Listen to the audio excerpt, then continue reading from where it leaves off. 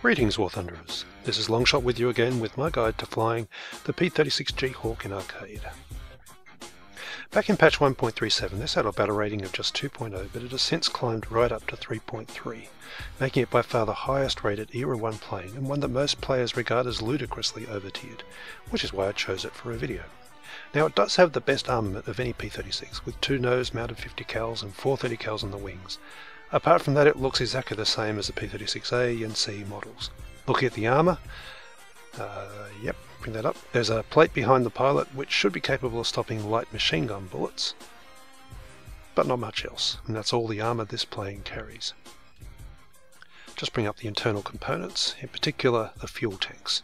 There's one directly behind the pilot, behind the armour plate so it has no protection, and 2 directly underneath the pilot. Now, there's no fuel stored in the wings on this plane, which in theory should make them lighter and improve the plane's roll speed. Everything else is pretty standard, with large wing spars, though I don't know whether that makes them stronger or just easier to hit. After the Pearl Harbor attack, P-36s were quickly phased out of US Army service and replaced with P-40s, which had exactly the same airframe, but a more powerful Allison engine bolted onto the front. I'll just flick back and forth between them so you can see how similar the planes were, apart from the nose. The wings in particular were identical, and I'll explain the relevance of this in my usual test flight. Following my standard procedure, I'll look first at the elevators by popping smoke and banking into a flat turn. Now the circle is quite small and it easily catches that smoke trail. Plus retaining its airspeed just below 300 km an hour, the plane really can turn. I'll keep going and watch the speed, which does fall to 270 but no loss of turn rate. Now I'm going to try something interesting. I've deployed landing flaps to see what effect it has. Now the turning circle is smaller as you'd expect. You can see it cutting inside the smoke trail, but it's still travelling at 240 km an hour sustained, which is really unusual. Most planes lose a lot more speed than that. With a burst of WEP it seems to turn even tighter still. Landing flaps therefore turn this plane from being a good turner into a great one. But as we know, elevators are just one part of the story. I also need to consider its rudder. So hitting both up elevator and left rudder together pulls the plane to the left as well as lifting its nose. They seem fairly well balanced. So it has a strong rudder as well as elevator, which for a turn fighter is a huge bonus. As usual, I'm tapping the roll to straighten the plane and continuing the maneuver into a climbing spiral, which the Hawk performs effortlessly. It keeps going up 1,000 meters, even at very low speeds. It's like it could spiral climb to the moon if you wanted it to. So its low speed handling is very good, plus it will be very effective at stall fighting tactics as well. So far so good. The plane looks like an excellent low speed dogfighter, which indeed it was historically, but I'm not done yet, as I still haven't looked at its roll speed, so I'll reluctantly exit this climbing spiral and use the ailerons with my speed around 220 km an hour. And that's a pretty average roll speed, I must say. Let me compare it to the P-40, which as I said before has identical wings, and you can see it's perceptibly faster. Should be exactly the same. But that's not all. I'll put this Hawk into a dive and see what happens. Even starting at 300 km an hour, its ailerons start to lock up, and it doesn't have to go much faster before they're absolutely useless. Its rudder locks up fairly badly as well, so the high-speed handling on this plane is terrible. Let's compare that to the P-40. It retains the excellent roll rate right up to high speeds. Historically, the P-36 had superb high-speed handling with very light control, so something is very wrong with its flight model in War Thunder. It is demonstrably incorrect. Not only that, it puts severe limitations on the ways you can use this plane. Anyway, up into a zoom climb to see how much energy it retains from the dive, and how strongly its engine can carry the plane back up to altitude. The low point of the dive was 1,450 meters, and the plane manages to regain 2 kilometers above that height, before I'm finally forced to exit the climb, which is very good indeed. If it wasn't for its terrible control lockup, this plane would be a very effective boom and zoomer. As I level the plane at extremely low speed, I'm looking at its handling, which is not sloppy at all, and the speed at which it accelerates, which is average, I guess. One last thing before taking it to battle. Even from a starting speed of just 250 km an hour, the plane can easily perform a loop, with no hint of any struggle to climb over the top, and that's something you should look to use in a dogfight instead of turning horizontally. Okay, so in this video I'm going to look at 2 uses for the plane. First I'm going to climb and see how well it performs at higher altitudes, which in low tier arcade starts at 4,000 meters, and then in the second half of the video I'll look at its effectiveness down at ground level. The ammo belts for both weapons are set to stealth. My convergence for the 30 cals in the wings is just 250 meters.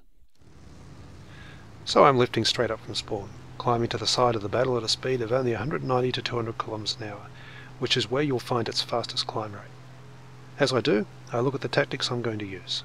Firstly, I'll avoid bombers unless I can get a clear shot at an area not protected by gunners. This plane catches a light very easily, and its pilot is unprotected from in front, plus it's fairly slow, and its weapons aren't that powerful. It's more useful in attacking fighters. I'll be looking to avoid head-ons and engage enemy fighters in dogfights, employing the turning, looping and climbing abilities of this plane. Lastly, if I have an altitude advantage, I'll look to make diving attacks provided I can keep my speed low enough and avoid locking up my controls. Now, as you watch this video, keep in mind that the flight model is exactly the same on this plane as it is with the other Hawks, so everything I show you here is applicable to them too.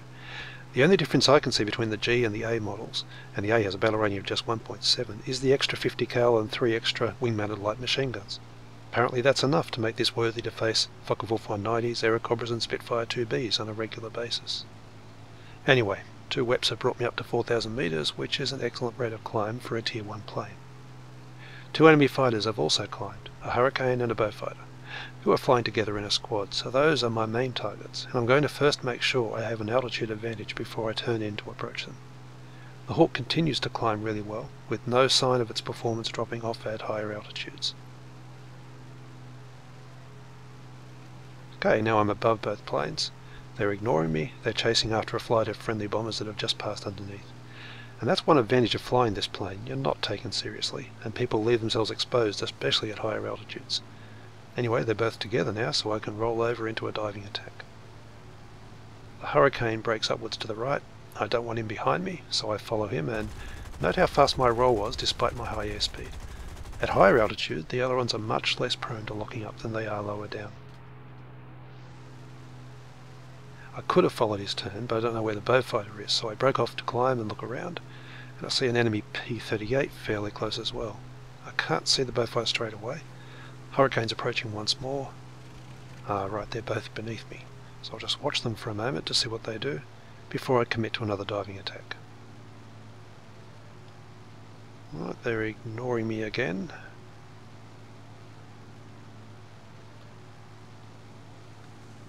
Just watch them. Okay, they're going after a Dornier. Now's the time to commit to another diving attack. Are they going to turn to chase him? Yes, they are. The Beaufighter's lagging behind, so he is the ideal target. I'm just pulling a rudder turn, then dropping into a vertical attack. Okay, I scratched his paint. Quick zoom climb to check on the Hurricane. Alright, he's beneath me. Okay, I'll finish off the Beaufighter. And a quick glance at that lightning shows he's now at least at my altitude and maybe climbing above.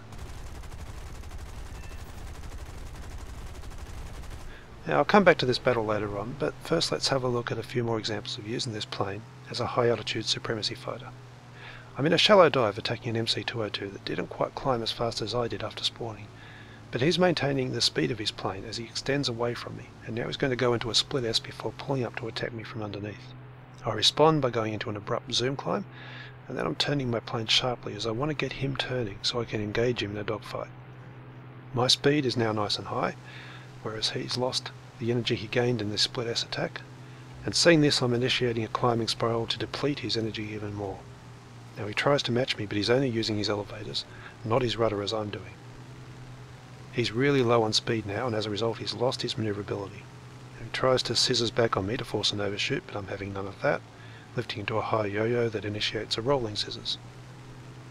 He cannot match my low speed maneuverability, and now as I'm at the top position I have him on toast. By acting defensively at the beginning, with the climbing spiral, I sucked him into a turn fight at low speed, which played to the strengths of the P-36 and exposed his plane's weaknesses.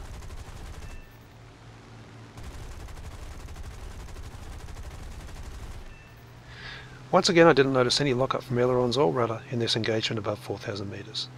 The plane really does perform well up here, and as enemies are more thinly spread out, you're more likely to get one-on-one dogfights than you are at ground level. Here's one last example involving a BF-109 that's climbed up from his spawn. I'm not very high this time, it's a domination game. He's climbing at me hard, and I go into a climbing spiral which keeps him tantalizingly close but out of his gunfire. And I circle around just waiting for him to stall, which eventually he does. There, so I'm employing combat flaps to turn the plane sharply and keep the plane stable as I attack, but I can't inflict any serious damage before he's regained some speed and dived away. I'm not going to follow him as I'm too close to their fighter spawn point, and this is actually a higher tier game. There's no way I could have killed that diving H6K4, so I ignored it, kept away from its gunners, and I'm warily watching that Stuka D5, but he's not interested in me anyway. And now the 109 is lined up for a nice attack. He seems to have forgotten me. But what I should have done was reload my guns. 50 cal's only had 5 bullets left, and that means I only tickling the 109 instead of inflicting serious damage. I have to pull up out of the attack. I've gotten his attention again though. He dives down to get away from me and gain some speed, which he then uses to helicopter up at me once more. Now I'm not going to go for the climbing spiral this time. Instead I'm making sure I'm directly above him. I want him to stall properly with a vertical attack, which will give me a nice long shot at a motionless target. And I reckon he's going to be done just about now, so I dive in for the attack and catch him perfectly just as he stalls. However, despite the Hawk's undoubted effectiveness at higher altitudes, there really isn't that much work for it to do up there. Not many fighter pilots climb these days, battles are too short, and commonly decided down at ground level, and this plane isn't ideal for killing bombers. Sooner or later, usually sooner, if you want to be involved in the battle you'll have to dive down to where the lawnmowers are. And this transition is not easy, it's not straightforward. As I showed earlier, the plane's rudder and ailerons lock up badly at high speed, which makes it a poor boom and zoomer, so that option's off the table, especially as the lockup becomes worse at lower altitudes. Watch as I try to engage this tiffy here. I'm just going too fast. I can't roll to follow him. I have to bail out. I have to reset and try again at a slower speed.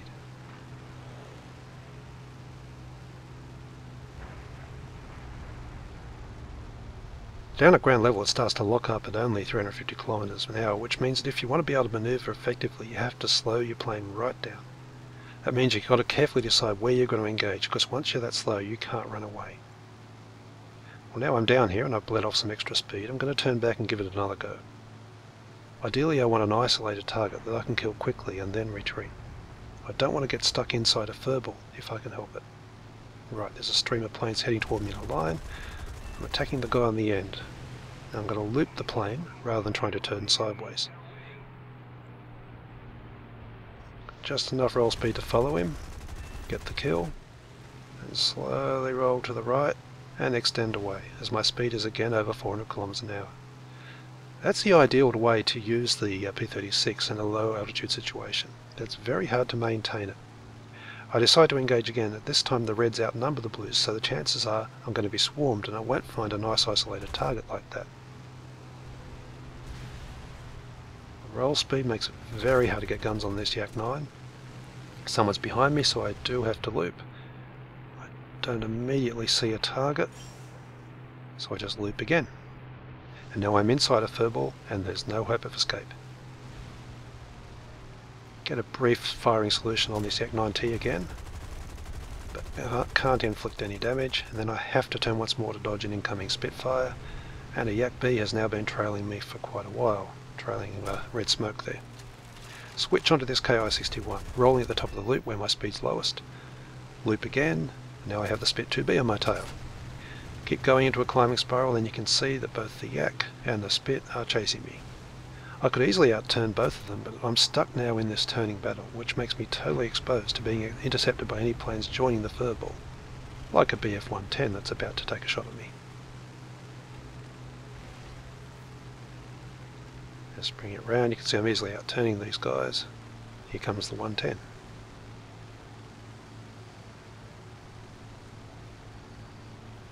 Now I could keep turning all day if it wasn't for the new planes coming in to join.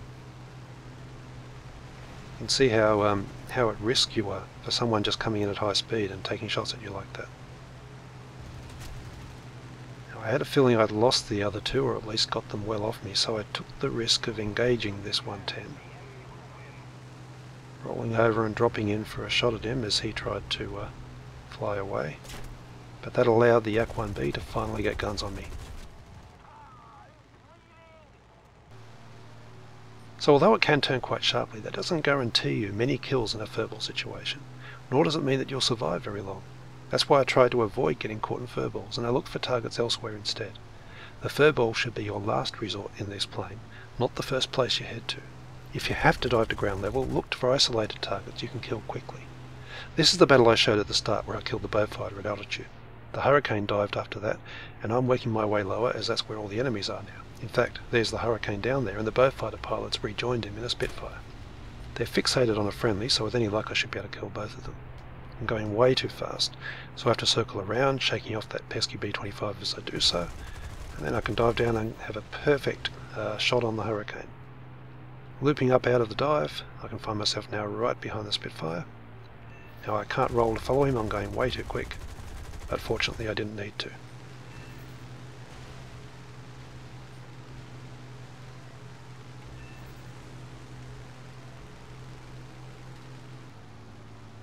Here's another example of transitioning from higher altitude down to ground level. I'm starting off with a long boom and zoom run, as you can do on this Britain map, hoping to pick off targets flying straight such as this BB-1. I've deployed combat flaps to keep my speed from rising too high. Even so, I'm still well above 500 k's and I'll get above 600 soon, which is way too fast for any kind of manoeuvring. Can't follow the BB-1, what I hope. Almost get a shot at the I-15, no chance at the other guy.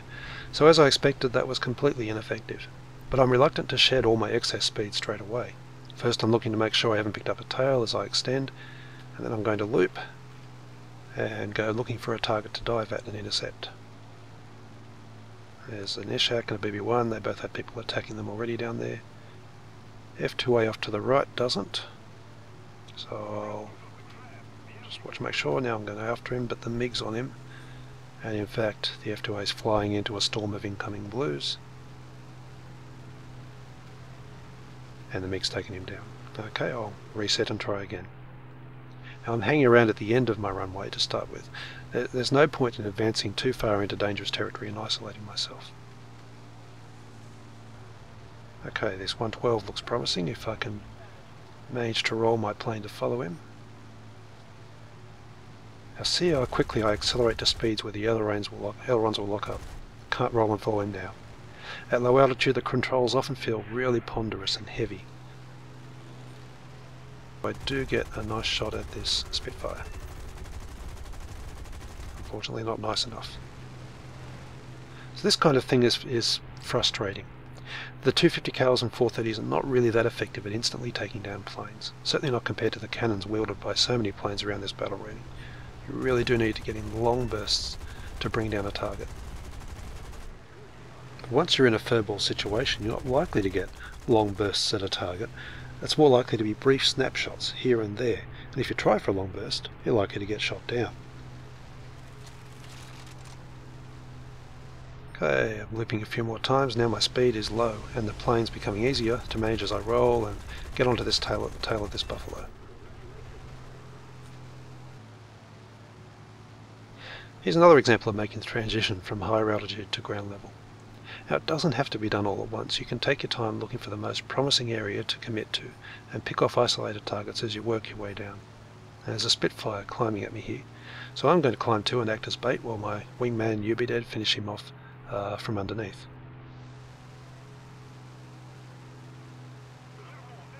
Okay, there's several targets circling around below.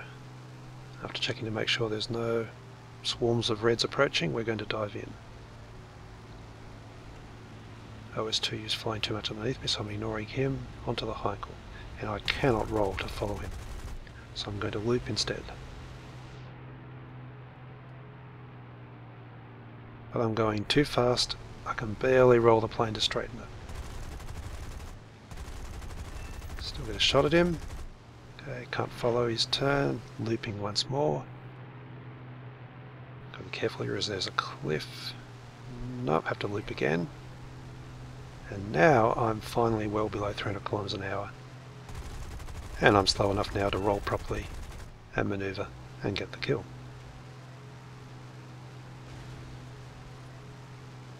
You certainly don't want to be doing all that rolling and looping to slow down in an area where you're under a lot of danger.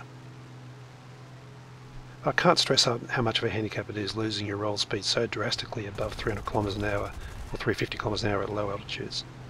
There's plenty of dogfighters that don't suffer this problem at all. Spitfires, Ishaks, Chikers, KR-43s. Now a Chiker will easily beat a Hawk in a turn fight at low speed or high. Beats most planes of course, but against others you have a chance if you can get them to slow down enough. If you can't, well, you're going to have problems. And of course once you're below 300 km an hour you're really vulnerable to energy fighters boom and zooming you at high speed. Which of course means that you need to keep your situational awareness high at all times. Take every opportunity you have to look around and keep an eye on the radar map as well. You can dodge interceptors if you can spot them coming and take evasive action. Obviously though, if you have tunnel vision, then you're fixated on a target, then you're going to die quickly and you won't see whoever it is that kills you. Okay, there's a bit of a lull now while we wait for the next lot of enemies to arrive, so I'm gaining a bit more altitude. Not aggressively, just enough to get me to a height where I can then zoom on a target. Now I'm deciding who to go for. There's this F2A as an option, but I'm worried more about the P-40. He could be picking me out. I don't want to dive on someone else and make myself an easy kill for him. No, he's committed elsewhere, so now he's going to be my target. Especially as there's a couple other planes down at ground level over there. Just making sure that Buffalo isn't a threat. Still watching to be sure there's no other interceptors coming. Right, I should be safe to finish off the P-40, which is the greater threat. And his zoom climbs right in front of me, which is a gift I cannot refuse. I don't try to follow him by rolling, instead I loot the plane. It's a habit you really must get used to in the P-36. And he's down. Now I've lost the biplane for a moment, so I'm just extending towards friendly territory while looking around again. Still safe to engage, so it's time for another easy kill.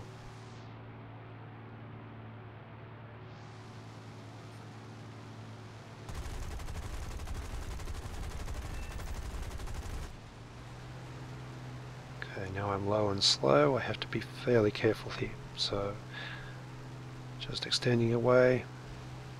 And yes, there's some other enemies fairly close now. A 110 and a Hayabusa. The 110 I could handle easily, but the Hayabusa is a superb dogfighter. It is not a plane to be taken lightly. But they're both fixated on another target for now. I'm going to hang around close to the terrain down here as I approach, to make it difficult for them to dive on me if they choose to.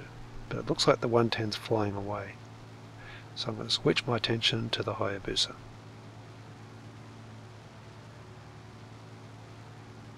Okay, he's isolated, looks like he's engaged another target. So it's time for me to attack. I keep checking to make sure, absolutely sure there's no other enemies approaching.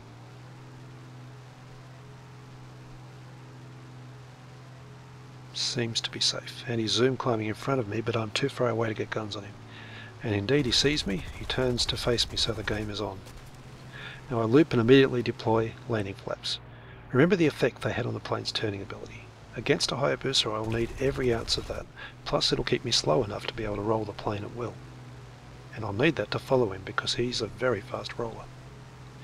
And he's travelling faster than me at the moment, but he's also trying to dogfight, which plays into my hands. Having no problems following him, and now I'm getting deflection shots. Finally he decides to use his plane's energy fighting abilities by going into a loop, but then he comes down. And so it's to no avail. I can easily follow him in his turns like this. And the next time he tries that loop will be his last. With landing flaps deployed, there isn't a single monoplane that I'd be afraid to take on in a dogfight.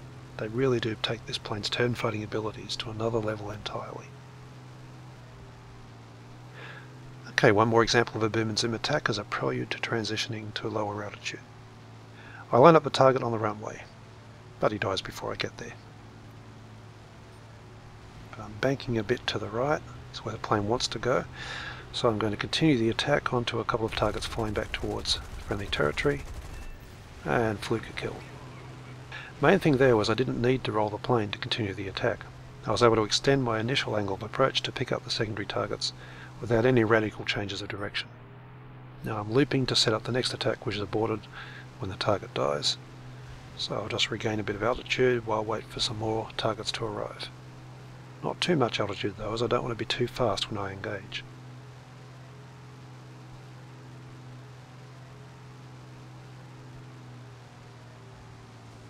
Blenheim's too fast for me to pick up, so I'll ignore him.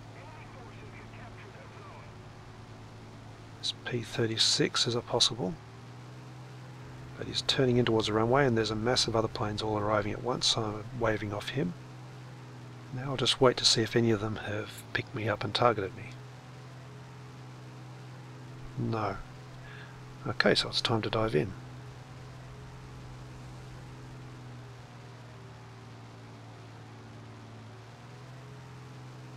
There's a Heinkel 111 circling around. I should be able to get at least a glancing shot at him.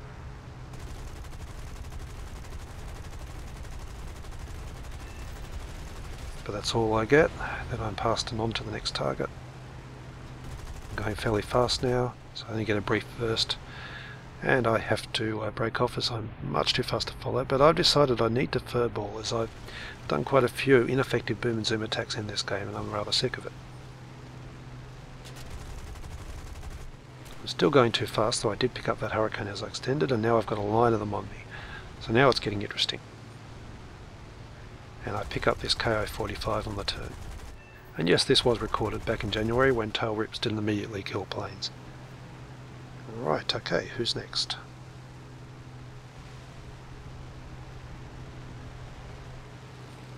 I risk flying straight for a moment as I try to snipe the pilot of this MiG-3 and immediately come under fire. You simply can't fly straight for any length of time when you're going into a furball through one. Breaking up into a loop with some rudder, turn the plane quickly and I get a really nice shot at this MC-200. Now I could risk flying straight for a moment there as I was heading away from the furball rather than towards it or through it.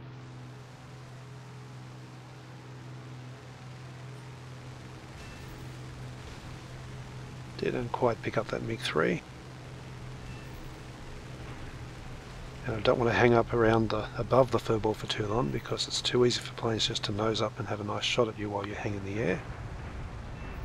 Now at high speed going through it again. No easy targets there. Deflection shot on the MiG-315. Now although I didn't get a hit there, that's the kind of shot you should be trying to get. Don't look to get on someone's tail. The moment you do, you'll be flying straight. Another deflection shot on the Chiker. Another hit. Break up to the left. So I just keep looping, turning, changing my direction, and here I make a mistake. I decide to follow this Chiker. I'm right in the middle of the furball and I fly straight for just a moment. There. And that was enough for another Chiker to get a beat at me and set me alight. You can't fly straight when you're in a furball. I'm sorry if I keep repeating it, it's such an obvious mistake to make. It will get you killed. And strangely enough, my plane stopped responding to the elevators here, even though they weren't black. And that was it. One final thing before I conclude. Be very careful about using rudder to turn when you're close to the ground. If your speed's too high, you won't be able to roll to correct the plane and you can find yourself abruptly heading into the dirt. Now I'll pause the action here so I can explain the situation. My speed is over 400 km an hour at ground level, which means I can't roll. And my altitude is very low indeed. Now I've hit left rudder and up elevator to dodge an incoming MC-200. That's going to pull the plane up and to the left, tilting it sideways in the process. Unfortunately, I hold the rudder just a little too long enough so that the plane tips over past the vertical and even goes upside down. It's just so easy to do.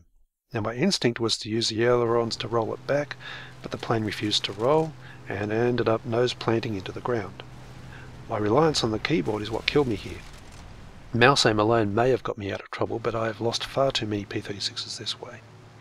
So to summarise, the Hawk climbs very well. It has great performance at 4,000 to 5,000 metres. It's brilliant against other fighters at that altitude.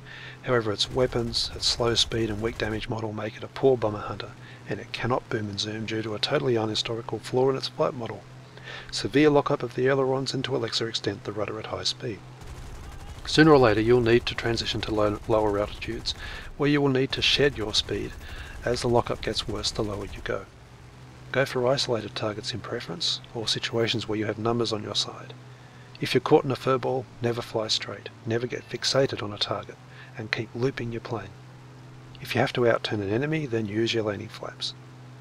Before I started recording footage for this video, I'd flown the P-36G 35 times for 68 kills and 16 deaths, mostly furballing with the plane for a predictable KDR of only 4 to 1 and barely 2 kills per flyout. Since then I've flown it another 26 times for another 11 deaths and 89 kills. I'd put that improved statistics down to flying it more at altitude and thinking more about how to utilise the strengths of the plane, while avoiding the hurdle presented by its roll speed. Do I think the plane belongs at 3.3? Certainly not. If it had its proper high-speed handling, then maybe it would, but right now I feel it belongs down at 2.3 or 2.7. That won't stop me flying it now and then for a challenging change of pace. Anyway, that's all I have for you in this video. Hope you've enjoyed it. My next one will be on the Hellcat, and until then, I'll see you in the skies.